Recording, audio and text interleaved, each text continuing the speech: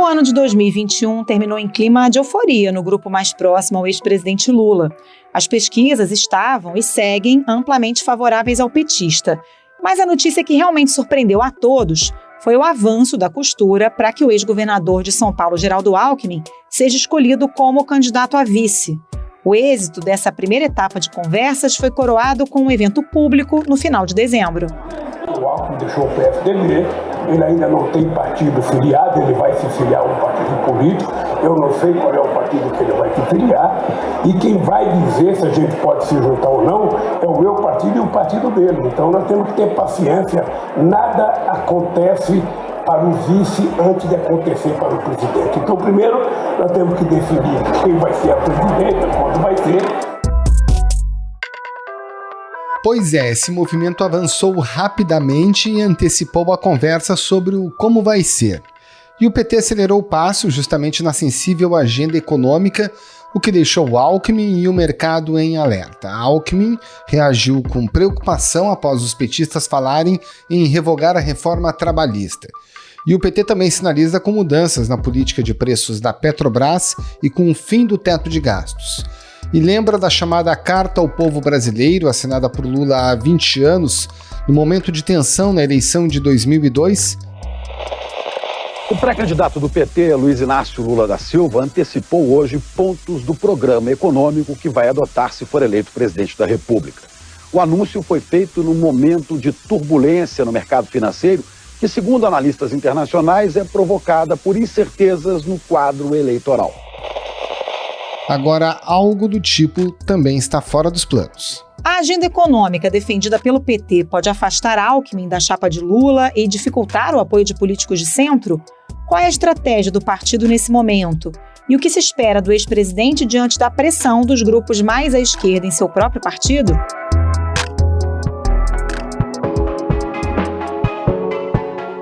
Esses são os temas do Ao Ponto desta terça-feira. Eu sou o Roberto Maltic, estou com a Carolina Moran, de volta e renovada. Conversamos com a repórter Mariana Carneiro, da coluna da Malu Gaspar, e com o colunista Bernardo Melo Franco. Fique com a gente.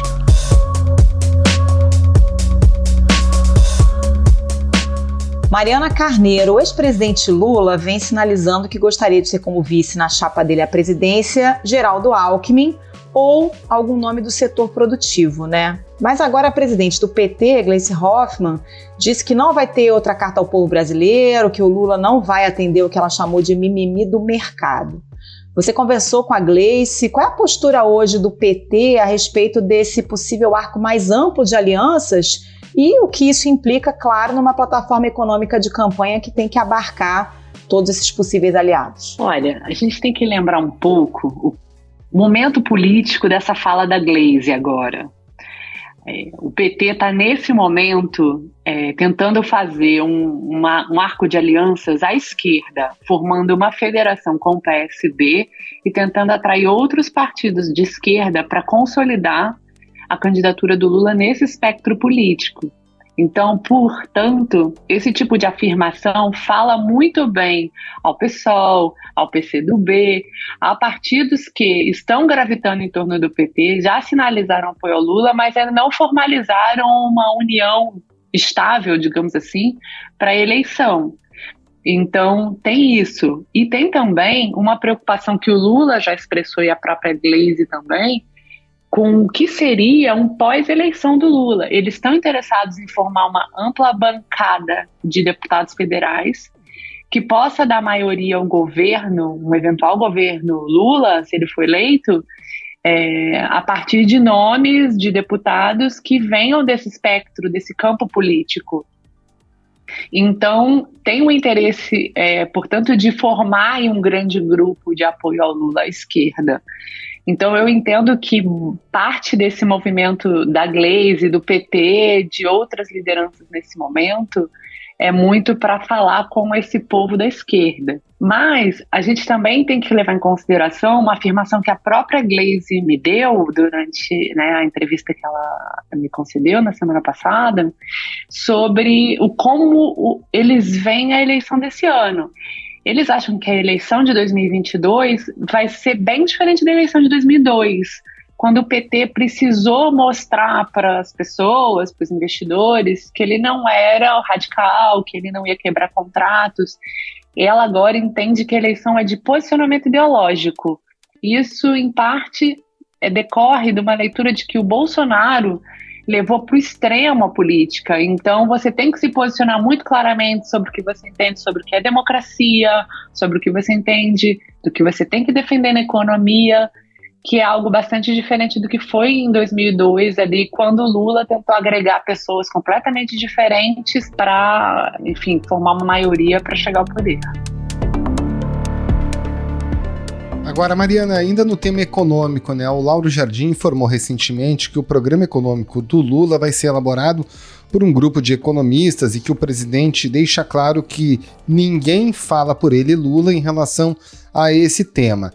Aí o que ocorre? A Folha de São Paulo pediu um artigo aos candidatos e o PT escolheu justamente o ex-ministro Guido Mantega para falar sobre qual seria essa agenda econômica do candidato Lula. Como isso foi visto dentro do PT? Olha, o Mantega é um economista que é considerado bastante antenado com as ideias atuais do PT para a economia. Não é à toa que ele escreveu esse artigo para a Folha. E como ele também escreveu ali no artigo da Folha, ele não fala pelo Lula. Exatamente por causa disso que você falou na sua própria pergunta. Até o momento, o Lula vai assumir, o que a gente sabe é que o Lula vai assumir a condução da política econômica dele. Agora, o Mantega está tão em alta conta que ele faz parte de um grupo de economistas que vai elaborar o plano econômico do que vai ser as ideias do PT que vão ser defendidas durante a eleição. Esse plano já vai partir de um documento que foi elaborado no ano passado pela Fundação Perseu Abramo, que é ligada ao PT, é um documento que tem mais de 200 páginas e foi coordenado pela Luiz de Mercadante. Eles vão trabalhar em cima desse documento, que foi feito a várias mãos, muitos economistas ligados ao PT trabalharam ali, como Guilherme Melo, a Tereza Campelo, que foi ministra de Desenvolvimento Social do governo do PT, enfim, e vão trabalhar nesse plano econômico, mas nenhum deles, de novo, vai falar pelo Lula, porque a crença dentro do PT é a seguinte: o Lula já é conhecido, as pessoas já sabem o que foi um governo Lula, então ele não precisa dar muita explicação sobre o que ele vai fazer.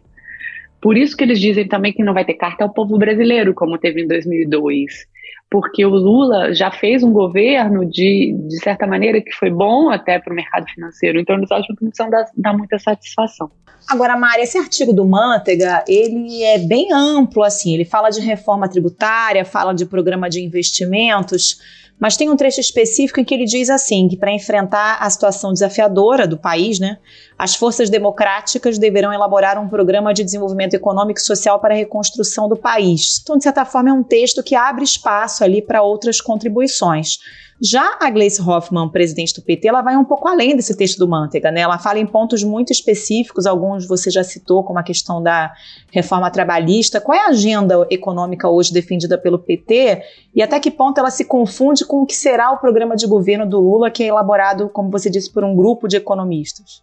Duas coisas são muito repetidas entre os petistas que a gente conversa. Uma é a revogação do teto de gastos. Essa política que foi criada no governo Temer, aprovada ali em 2017, veio em decorrência da crise fiscal do último governo Dilma. Dizendo ser uma conta realista, o atual governo fez esta previsão de déficit das contas públicas, 170,5 bilhões de reais, déficit deixado pelo governo afastado na semana passada.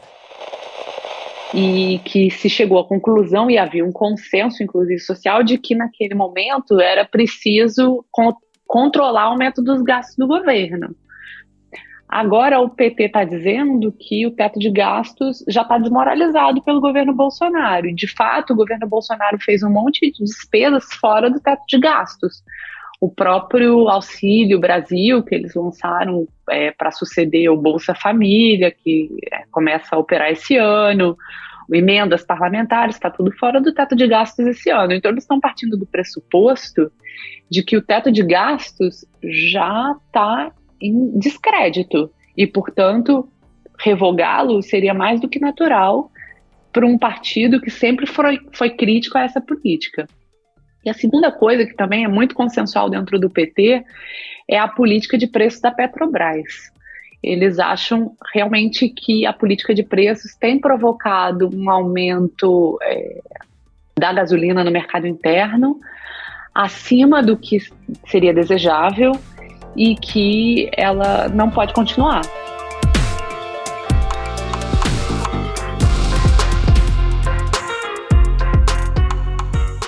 Mariana, existe alguma crítica interna que é feita em relação à política econômica do governo Dilma?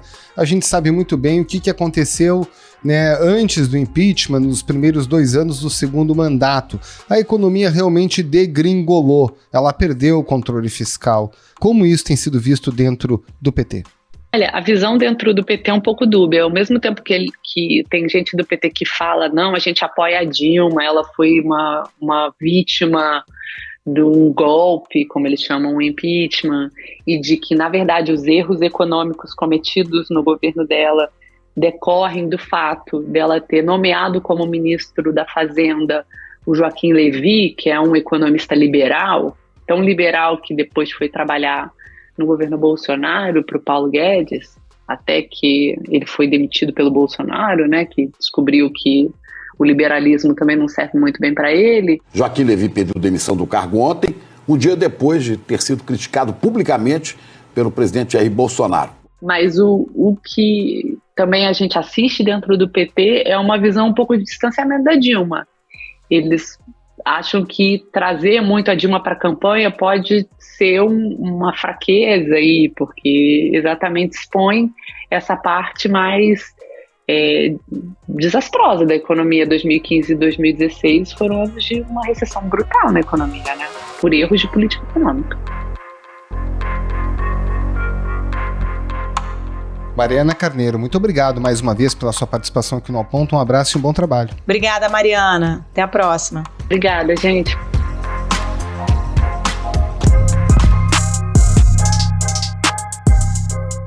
Bernardo Melo Franco, quais são os principais desafios do ex-presidente Lula para tentar formar esse arco de alianças mais ao centro mesmo com o PT, mantendo um discurso econômico claramente vocacionado à esquerda?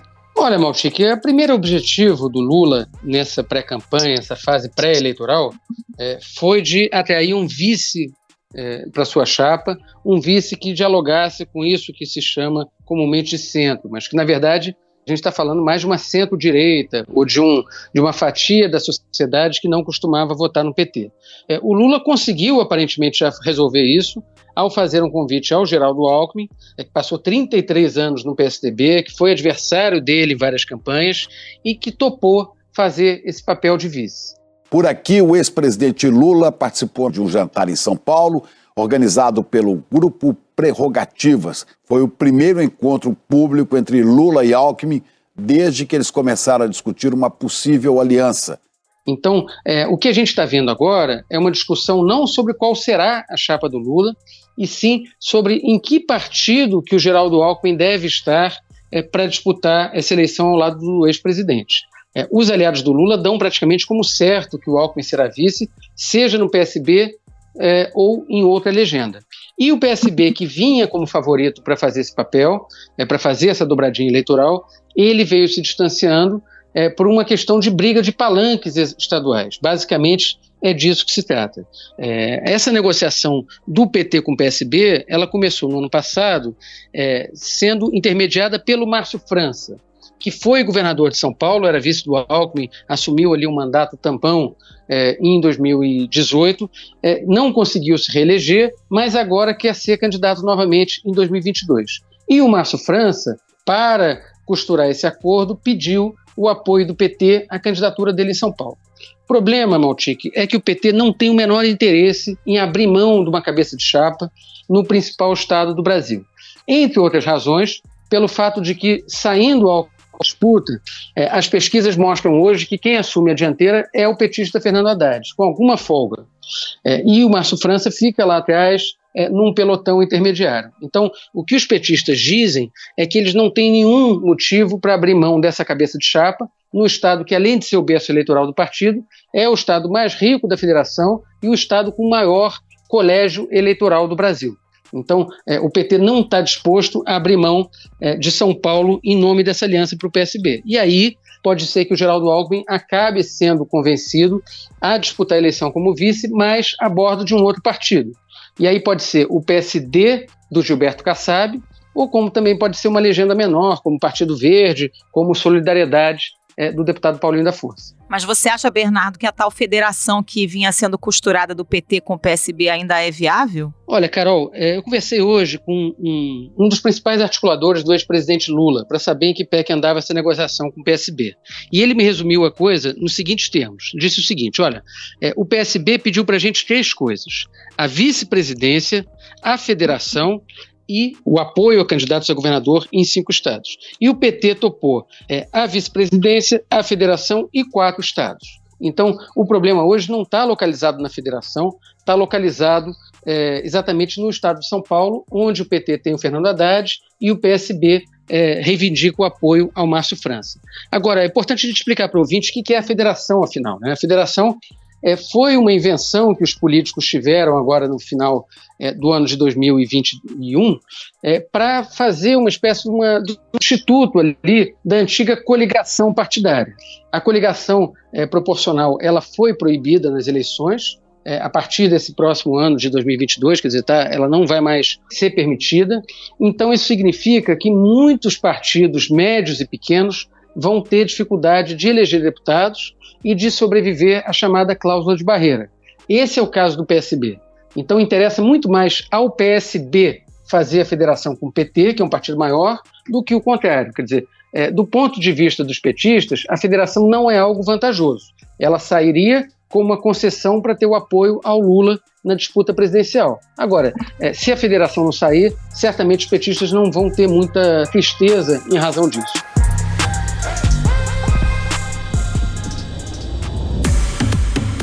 E sobre a agenda econômica, a gente vê hoje as principais lideranças do PT e também economistas falando sobre a revisão da reforma trabalhista, falando sobre o fim do teto de gastos.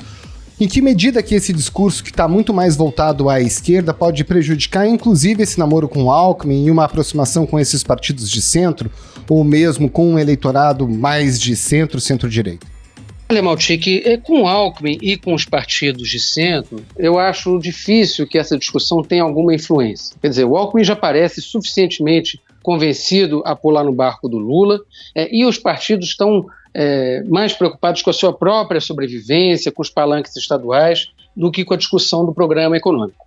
Onde essa discussão provoca ruído é justamente com o chamado mercado, né? As vozes do mercado financeiro, do empresariado, da elite econômica, que já estão há muito tempo de costas para o PT, enfim, que apoiaram o impeachment da presidente Dilma, que não gostariam da volta do presidente Lula, mas que nesse momento estavam sendo convencidas ali, de certa medida, a começar a sentar para negociar, porque o que as pesquisas mostram é um cenário de franco favoritismo do Lula para ser eleito em outubro, seja no primeiro, seja no segundo turno.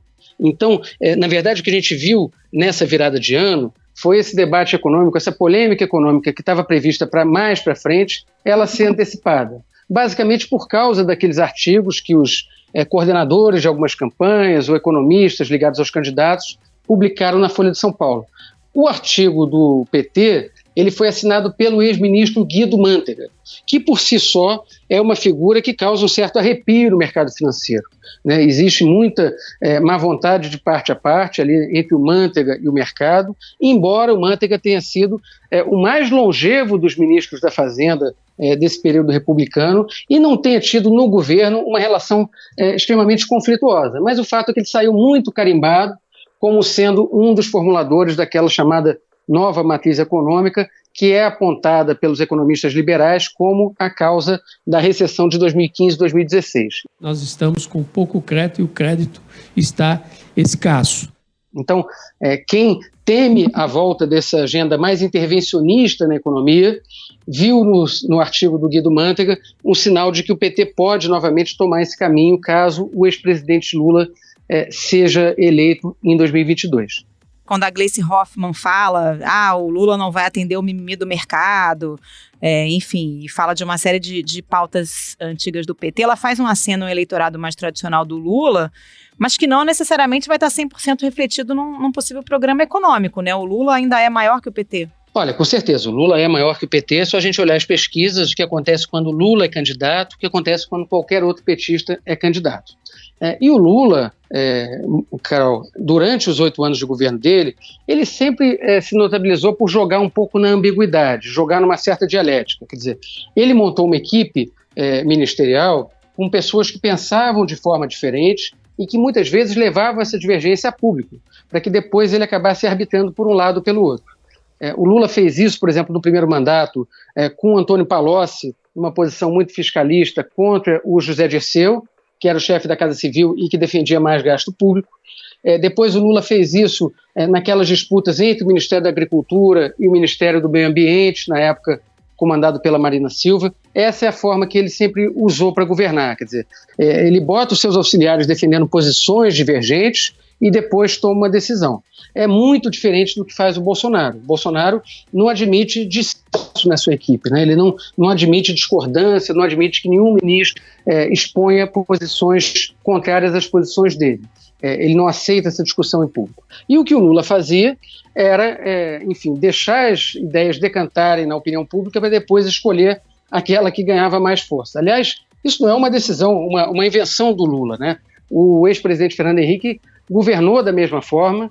Basta a gente lembrar dos embates muito frequentes entre o José Serra e o Pedro Malan, né? Um no planejamento, outro na fazenda, cada um com uma posição econômica diferente, e o presidente ia arbitrando disputa conforme a coisa ia andando.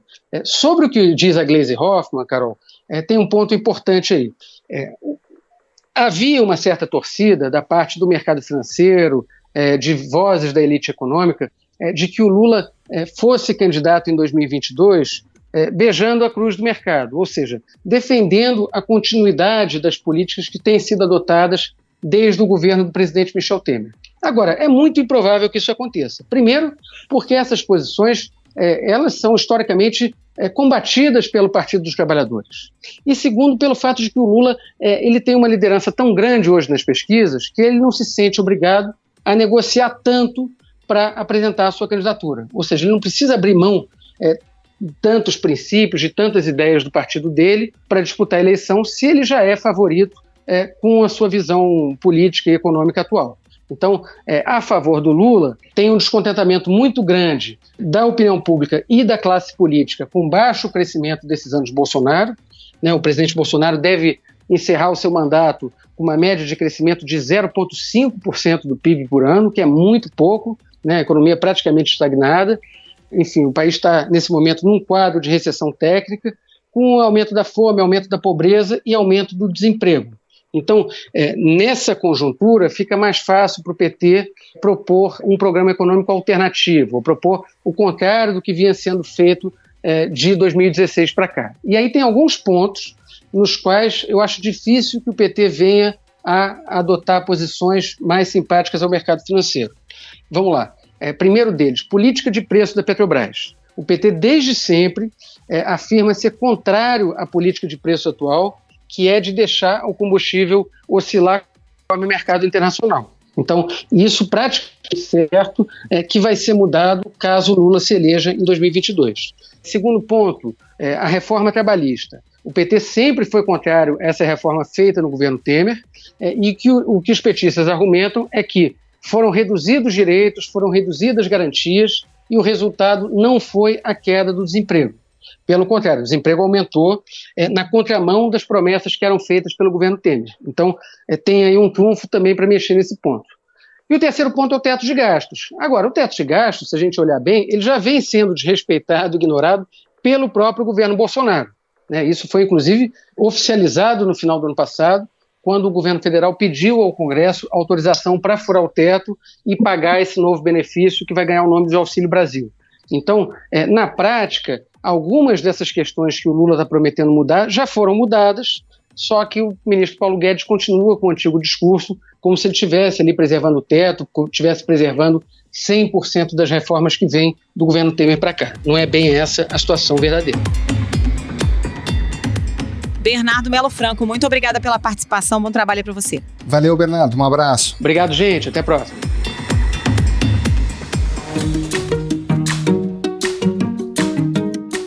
Esse foi o Ponto de hoje, o podcast diário da redação do Globo. Nessa conversa a gente conta com a participação de toda a equipe do jornal, as mesmas pessoas que levam até você informação e análise de qualidade todos os dias. Quer saber mais? Assine o Globo. Acesse assineoglobo.com.br e confira todas as notícias e reportagens especiais. Nesse episódio, além dos áudios da TV Globo, a gente utilizou áudios da rede CBS e da NASA. A produção foi do Pedro Araújo e a edição é do João Guilherme Lacerda. Desejo a todos boas festas, um ótimo Natal e uma excelente virada de ano. Até 2022. Tchau. Até mais.